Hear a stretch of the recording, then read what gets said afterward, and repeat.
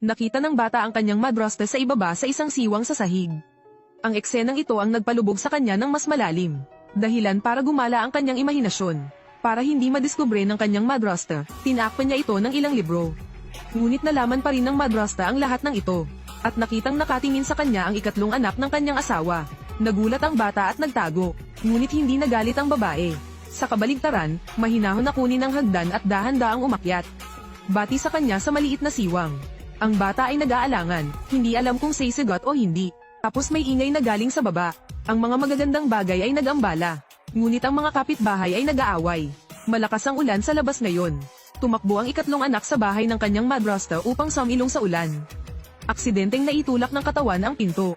Ang ikatlong anak ay nagkaroon ng lakas ng loob na pumasok. Napagmasdan niyang hindi nalaman ng kanyang madrasta.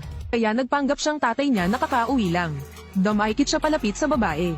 Alam ng ikatlong anak na hindi sanay ang kanyang madrasta na magising sa ganitong oras.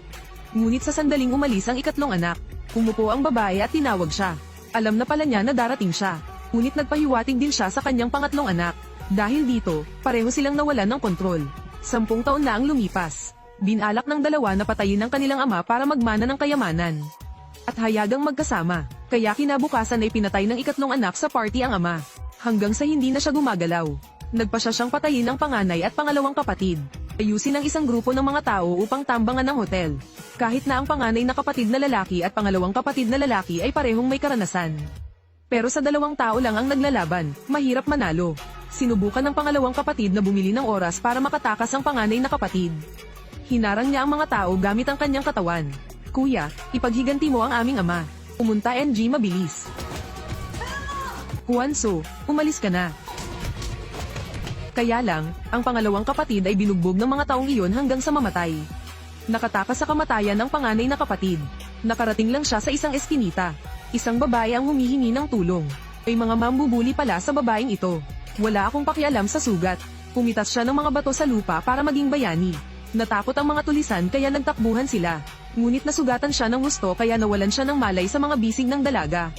Kinuha ng dalaga ang sarili na suklian ang pabor. Makalipas ng 1 taon ay nagpakasal sila at namuhay ng normal. Gayunpaman, hindi ito nagtagal. Hindi nagtagal ay nakarating sa pandinig ng kanyang ikatlong anak ang balitang nagtitinda siya ng isda sa palengke. Tama na, young master. Tiyak na hindi ako ang parehong pangalan. Siya yun. Anong ginagawa ng lalaking ta? Sabi ng junior sa pangatlong anak. Nagtitinda ng isda ang panganay na kapatid at nakapag-asawa ng magandang asawa. Inutusan niya ang kanyang mga tauhan na hulihin ang panganay na kapatid. Lalo na ang hipag. Mahilig lang kasi siyang magnakaw ng asawa ng iba. Pagkatapos ay dumating sa palengke ang mga tao ng ikatlong bata. Gusto niyang bumili ng 500 pounds ng malaking carp. 500 pounds. Maliit na negosyo lang ako. Hindi 500 pounds. Kung hindi, babalik ka ulit bukas. Gusto ko ngayon. Wala akong 500 pounds. Kung gayon ngayon maghihintay kami hanggang sa magkaroon ka ng 500 pounds. Sir, nandito ako para magtansya ng sapat na 200 pounds. Okay lang ba yun? Kung wala kang 500 pounds, kaya ngayon, tuturuan kita ng leksyon. Pinalibutan ng mga tao ang panganay na kapatid, idiniin ang ulo sa chopping board. Lumaban siya, tinulak ang gangster sa lupa. Nagalit siya at gusto niyang patayin ang kanyang panganay na kapatid. Sa kabutihang palad, ang mga mangangalakal sa palengke ay tumulong. Takutin ang mga gangster, ibinunyag ng panganay na kapatid ang kanyang kagustuhang pumatay. Sa oras na ito, ang hitsura ng kanyang asawa ay tumigil sa kanya. NHI2, hayaan mo na sila. Pumunta sila dito para bumili ng isda. Hindi tayo makakakuha ng ganoon karaming isda, normal lang sa tao ang magalit. Tulad nito, bukas ay mangolekta ako ng 500 kilo para sa iyo. Ngunit ang isda na ito ay medyo malaki. Kailangan mo munang magbayad ng deposito. Sige, deposito. Kung malinaw ang tubig, walang isda. Ako ay nabighani sa'yo. Dude, sila na to, di ba? Nasa ospital pa ang tatay mo. Ang bilis mo bang nakalimutan? Tara, tinanong kita. Kung wala ka ngayon, makikita mo pa ba ang tatay mo sa huling pagkakataon? Kasalukuyang buntis si Ann. Wala tayo dito. Anong gagawin ko? Master, nahanap namin ang babae. Kumusta na ang sanggol? Nagpakasal siya sa isang nagbebenta ng isda. Mukhang buntis siya. Tindera ba yan ng isda? Hindi. Ito ay impormasyon tungkol sa kanya. Mag-usap tayo ng mas malinaw mamaya. Hindi na kailangan ng dila, di ba?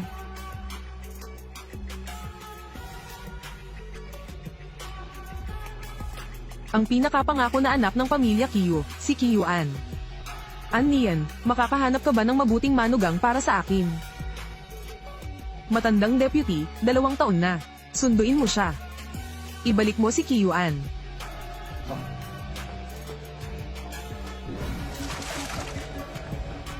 Naghahanda ka ba ng 500 pounds ng isda? Naibigay na nila ang deposito. Sa pagkakataong iyon, pumunta rito ang mga gangster para ay bully ulit siya. Sinabihan ng panganay na kapatid ang kanyang asawa na umiwas muna. Sa oras na ito, naghahanap na naman ng gulo ang mga gangster. Napagkasunduan na maging 500 kilos. Pero ngayon gusto ko ring bumili ng asawa mo rin. Mayroon ding 3 isda na tumitimbang ng higit sa 100 libra. Anong ibig mong sabihin? Na-offend ba kita? Kiyo An, Mr. An. Young master asked me to text you. Miss ka na niya. Huwag mong hawakan ang kapatid ko. Bumalik ka, huwag kang matuwa, bumalik ka ngayon. Huwag kang pumunta dito. Ano ang gusto niyang gawin? Ano ang gusto mong gawin? Mga kapatid mo. Nakikita ko yan. Walang kinalaman ang kwento ko sa kanila. Sabi ko sa'yo, ngayon isa na lang akong isda sa labas ng tubig. Hindi ko man lang maprotektahan ang sarili ko. Kiyo An, wala ka pa ring naiintindihan. Hayaan mo na siya. Walang malinaw na paliwanag ngayon. Kung gayon hindi ka makakaalis. Malakas ang ugali ng asawa mo. Pakiramdam ko na uubos na ang oras. Alisin mo lahat. Huwag mo siyang hawakan. Hindi ko inaasahan iyon. Nakahuli ulit ako ng 2 malaking isda. Pumunta ka.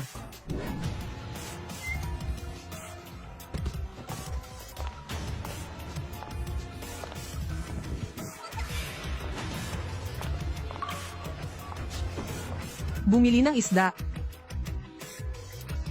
Sorry, nagbayad na ako ng deposito. Hindi ako bumibili ng isda. Anong ginagawa mo dito? Pumunta ako para bisitahin siya. Nagkataon lang, akin din ang babaeng ito ngayon.